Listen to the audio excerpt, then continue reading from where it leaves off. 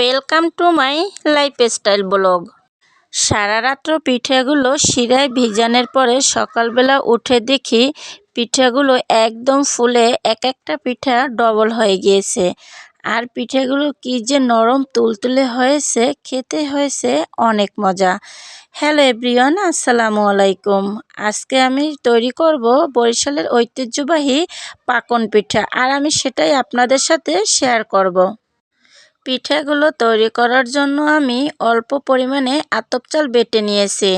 তারপরে আমি সেগুলো চেলে নিয়েছি। আতপ চালগুলো আমি ময়দার সাথে মিশিয়ে দিব। আর আমি এখানে চিনি, লবণ, ময়দা, আতপ চালের গুঁড়ো সব কিছু মিশিয়ে নিয়ে আমি আটাগুলো সেদ্ধ করে নিয়েছি। এখন আমি খুব ভালো করে ডিম দিয়ে আটাগুলো মেজে নিব। ডিম দিয়ে যত ভালোভাবে আটাগুলো মাজা হবে, পিঠেগুলো ঠিক ততটাই ভালো হবে, নরম তুলতুলে হবে। আমি প্রথমে আপনাদেরকে একটি পিঠা চামচের সাহায্যে তৈরি করে দেখিয়ে দিচ্ছি। এই যে দেখুন কি সুন্দর করে বানিয়ে নিয়েছে। আমি কখনোই সাজ ব্যবহার করি না, সবসময় চেষ্টা করি পাকন পিঠেগুলো হাত দিয়ে বানানোর।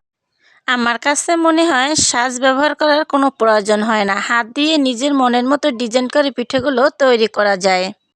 কিন্তু আজকে আমার মেয়ের আবদার এই সাজ দিয়ে পিঠা তৈরি করতেই হবে, তাই আমি সাজ দিয়ে কয়েকটা পিঠা বানিয়ে নিলাম। এরপরে আমি চলে যাব পিঠাগুলো ভাজার জন্য।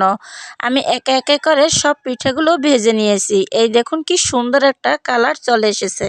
তারপরে পিঠেগুলো দিয়ে দিলাম শিরায়। সারা রাত্র শিরায় ভিজানোর পরে সকালবেলা পিঠাগুলো দেখে একদম কি যে ভালো লাগছিল।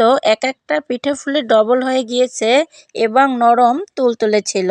আমার ভিডিওটি কেমন লাগলো অবশ্যই কমেন্ট করে জানাবেন। দেখা হয়ে যাবে পরবর্তী ভিডিওতে। সে পর্যন্ত সবাই ভালো থাকবেন। আল্লাহ হাফেজ।